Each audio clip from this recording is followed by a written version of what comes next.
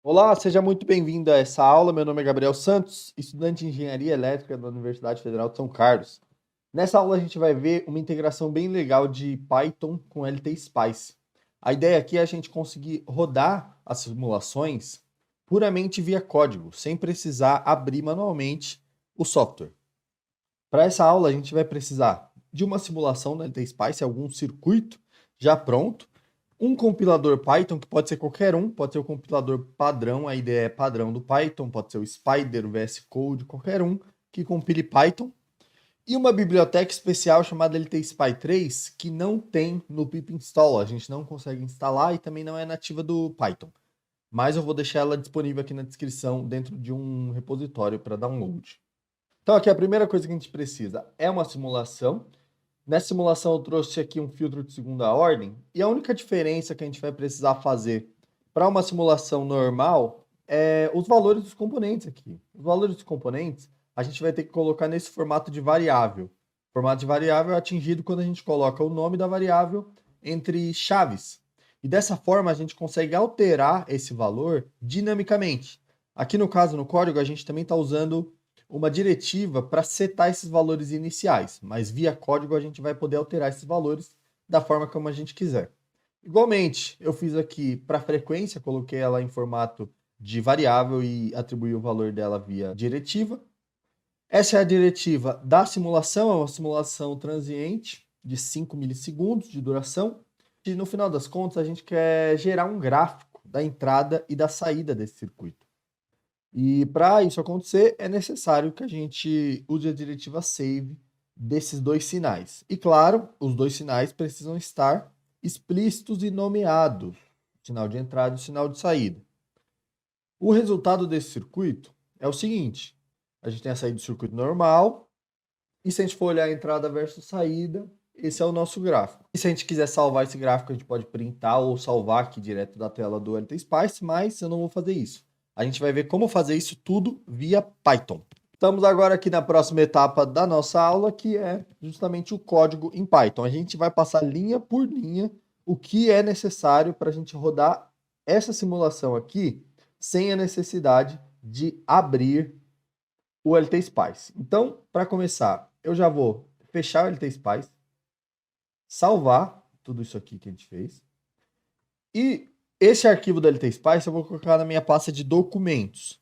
E é na pasta de documentos também que eu vou colocar a biblioteca LTSpy3. Na verdade, todos os arquivos gerados nessa aula precisam estar na mesma pasta, para o sistema poder encontrar esses arquivos e a nossa simulação e o nosso código funcionarem do jeito que a gente espera, beleza? Então, a biblioteca LTSpy3 está aqui.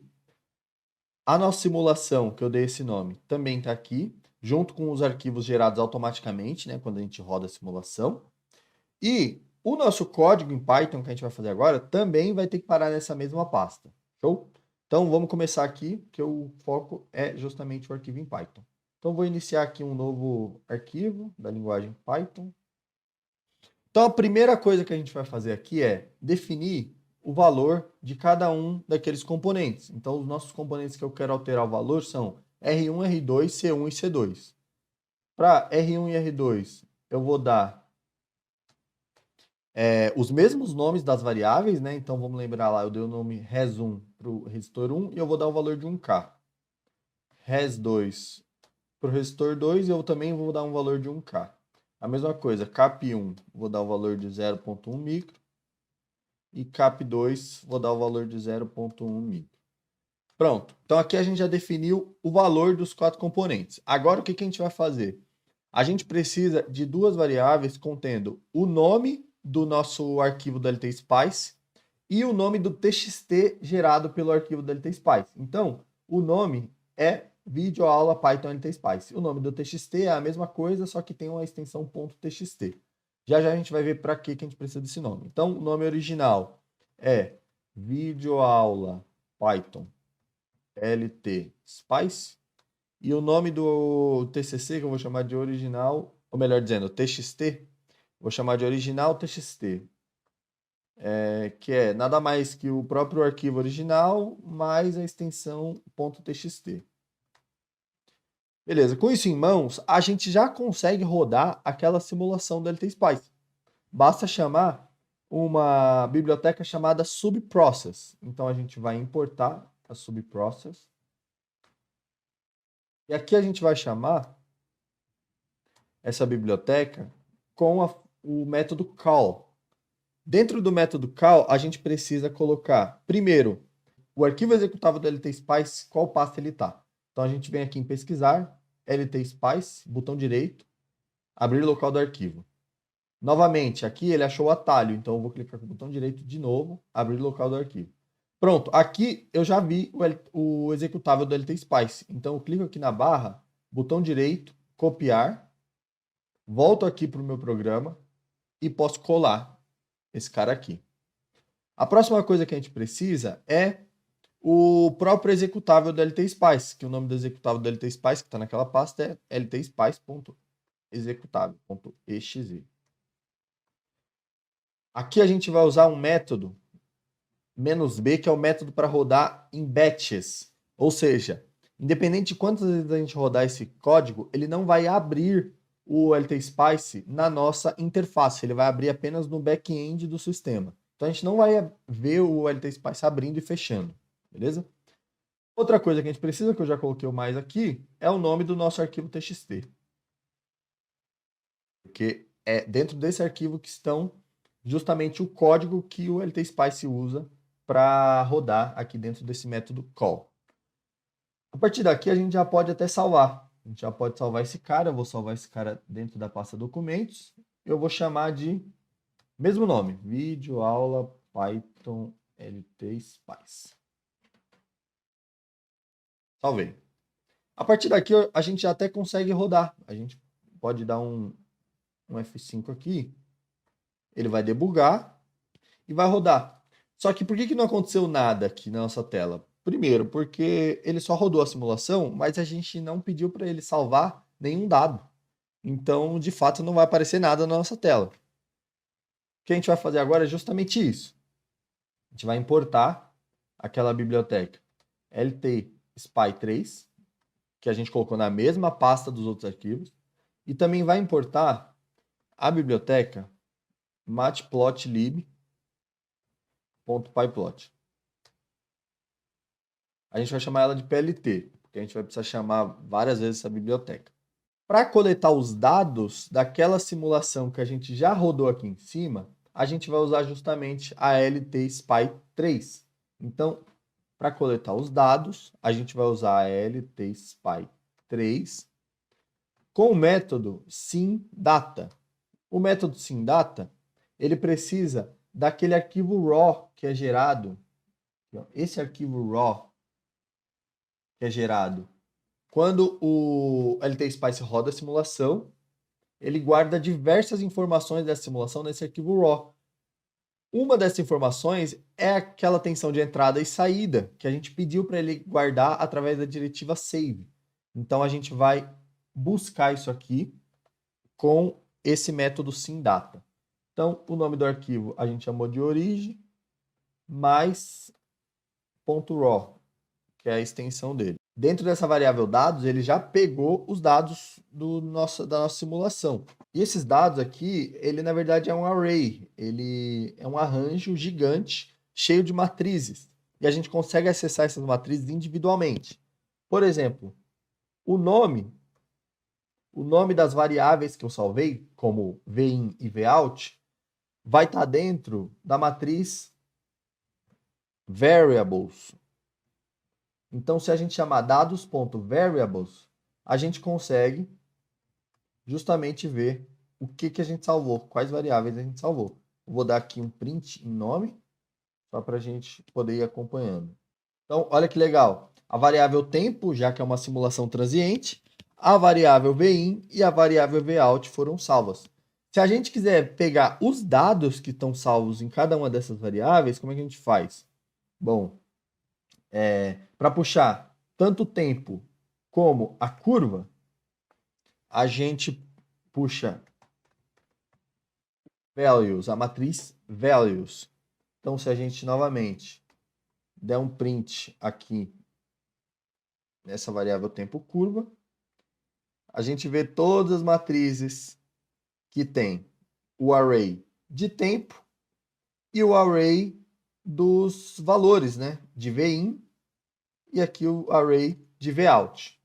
Então, os dados a gente já tem, a gente já consegue trabalhar com esses dados, criar gráficos e todas essas coisas. Então, aqui o eixo do tempo, a gente sabe que é o primeiro item do array values, certo? Então, se a gente chama dados.values e pede para ele puxar o primeiro item, a gente sabe que é o de tempo. Porque lembra quando a gente puxou o print do nome e apareceu tempo, VIN, VOUT? Então é nessa mesma ordem que vai aparecer os arrays. Eixo do tempo e o eixo da curva. O eixo da curva são todos os outros que não são o zero, né? Então a gente pode pôr assim, do 1 para frente é eixo de curva. Beleza? Basta chamar ele aqui, dados.values, do 1 para frente. Então, o 0 é o eixo do tempo, do 1 para frente são os eixos de curvas, curvas da entrada e curva da saída. Então, essa parte aqui a gente resolveu, a gente já pegou os dados. Agora, para a gente gerar uma figura com esses dados, a gente vai precisar da biblioteca Matplotlib. Por isso que a gente importou ela aqui como PLT. Primeira coisa que a gente vai fazer, quem já trabalhou com MATLAB e Scilab sabe, a gente precisa abrir uma nova figura. Então, a gente vai abrir uma nova figura aqui usando plt.figure. Então, vamos fazer os dois plots básicos aqui, do eixo X e do eixo Y. Então, plt.plot, eixo, tempo, eixo, curva. Só que aqui é o VIN, então é o primeiro item do eixo curva. Eu vou colocar um traço vermelho. Vou colocar o tamanho da linha 2. E vou colocar a label VIN. Vou fazer exatamente a mesma coisa para o VOUT. O VOUT é o próximo item aqui dessa lista eixo curvas, né? Eixo curva. E aqui eu vou chamar de blue, a cor blue. Então, R para red, B para blue, vermelho, azul e aqui é o VOUT. Dessa forma, a gente já consegue gerar uma figura. Para a gente conseguir ver essa figura, basta a gente salvá-la. Então, vou usar aqui o plot.save, savefig, né, que é o nome do método. E o savefig, ele precisa de um nome para a figura. Então, vou usar o mesmo nome que eu estou usando em todos, que é o origin, e a extensão PNG, beleza? A gente também pode dizer qual DPI a gente quer, a qualidade da imagem. Eu vou colocar DPI 150, para garantir, porque eu não sei qual que é o valor padrão se a gente não colocar nada. Então, aqui, o que a gente fez? Vamos lá. A gente está rodando o processo, rodando a simulação. Depois, a gente está puxando os dados da simulação de dentro do arquivo RAW, o arquivo automático que é gerado. Em seguida, esses dados a gente está separando entre um eixo do tempo e o eixo das curvas, abrindo uma nova figura e plotando VIN em função do tempo e depois VOUT em função do tempo. Em seguida, salvando essa figura. Beleza? Então, vou salvar esse código, vou rodar esse código. Vamos ver o que ele gera para a gente. Terminou de rodar. Se a gente voltar lá naquela mesma pasta documentos que a gente salvou, perceba que agora tem um arquivo PNG aqui, ó, um arquivo que acabou de ser gerado, 1.47. Esse é justamente o arquivo que a gente estava procurando. Perceba, é um arquivo cujo a entrada é vermelha, a saída é azul, só que está faltando alguma coisa aqui, né? Ele não tem legenda para a gente saber qual sinal é qual, ele não tem a indicação dos eixos, eu não sei qual que é o eixo do tempo, o eixo da tensão. Então a gente pode melhorar essa imagem de algumas formas. Então vamos lá, vamos acrescentar esses detalhes para a nossa imagem ficar mais útil, né? Primeira coisa que eu vou colocar aqui é uma legenda. Então, plot.legend. A gente tem que dizer qual localização a gente quer a legenda. Eu quero colocar no canto inferior esquerdo. Então a gente usa lower de inferior e left de esquerdo. Lower left. Aqui eu vou colocar uma sombra. Vocês vão ver que a sombra é importante para dar visibilidade para a legenda. E o tamanho da fonte aqui eu vou deixar em 8, mais ou menos. Novamente, vamos salvar e rodar. Terminou de rodar, vou voltar na minha pasta, tá aqui o arquivo PNG novo. E agora já tem legenda. Então aqui a legenda ficou no canto inferior esquerdo. E a sombra ajuda a esse quadrado da legenda dar uma destacada. Eu particularmente prefiro. Bom, ainda precisa de um nome, né? Ainda precisa de um nome esse cara. Então, vamos dar um nome para ele. Então, vamos chamar aqui Plot Subtitle. O nome, eu vou chamar do nome original, uma fonte grande, uma fonte 14. E cor preta. Nome original, que é o nome, lembrando, vídeo, aula, Python, Spice. Beleza? Salvar e rodar. Olá, agora tem nome, o nosso arquivo tem nome. Se a gente quiser colocar um nome que descreva mais o que essa curva significa, a gente pode pôr o valor aqui de cada componente, né? Então, eu posso chamar esse cara de R1, underline R2, underline C1, underline C2. Só que eu preciso ir somando isso aqui, né? Perfeito. Vou dar novamente. Então, ele deleta o último e gera o novo. Aqui, a gente consegue ter uma melhor ideia do que significa essa curva, né? Já que o valor dos componentes usados estão aqui. E aqui, óbvio, se você quiser mudar o valor dos componentes, é só alterar isso aqui. Se eu quiser gerar com R2 igual a 5K em vez de 1, basta alterar isso aqui e gerar de novo. Antes de gerar de novo, eu vou colocar mais alguns elementos que estão faltando aqui. Como, por exemplo, as labels. O que vai no eixo X e o que vai no eixo Y. Perfeito. Então agora eu posso dar save e rodar. E olha que legal, agora tem exatamente aqui a descrição dos eixos e o R2, a gente rodou com 5K, né? Então já apareceu aqui no título, beleza? Mais uma última coisa que a gente pode fazer, só para tentar cobrir o máximo de coisas aqui, para você poder reproduzir aí nos seus circuitos. Tá vendo que não está começando aqui no 0 e também não está acabando em 0.005? Isso daqui é porque a gente não definiu um limite para o eixo X e para o eixo Y. Então a gente pode definir um limite. A gente define esse limite usando plt.xlim para dar um limite para o eixo X e plt.ylim.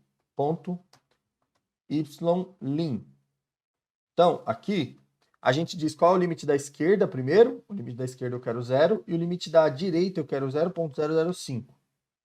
Já no y, eu quero de menos 7 a 7, por exemplo. Menos 7 a 7. E outra coisa que a gente pode fazer é colocar um grid, né? Então, vamos dar um plt.grid true. O grid ele facilita a visualização do gráfico. Vamos rodar novamente.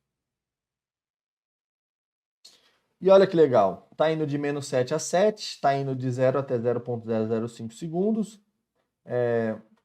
A gente colocou título, descrição, legenda, tudo perfeito. Então, vamos supor que a gente quer parar por aqui.